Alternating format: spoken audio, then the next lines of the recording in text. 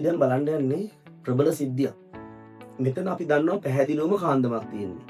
මම මෙතන අරන් දෙනවා යකඩැනයක්, පැන්සලක් සහ මේක කාන්දමක් කියලා මම කියන්නේ. මම මේකේ මොනවත් නැහැ නේ, මම මේක ආවරණය කරලා තියෙන්නේ. අපි බලමු කාන්දමක් අපි කොහොමද අඳුනගන්නේ. මම මේකේ නිල් පාටට තියෙන දක්ෂිණාද්‍රවයට අලවනවා. ඇණයනි ඇලෙනවා. මෙහෙමම ධාන දකුණට උතුරටත් අලවලා බලනවා. උතුරටත් ඇලෙනවා. මේ උතුරටත් ඇලෙනවා, දකුණටත් ඇලෙනවා. දෙපැත්තටම ආකර්ෂණ විතරයි.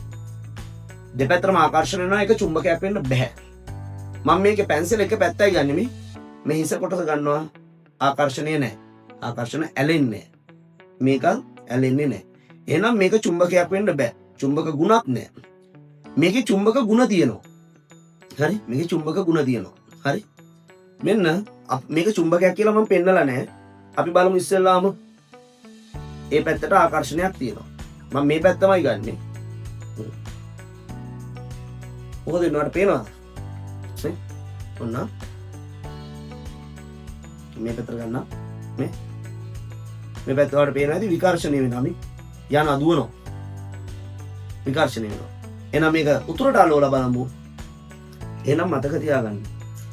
අපි නොදන්න ද්‍රව්‍යයක ආකර්ෂණයක් සහ විකර්ෂණයක් දෙකම පෙන්වන්නේ චුම්බකයක් විතරයි. මේ තියෙන්නේ චුම්බකයක් ඇත්තටම.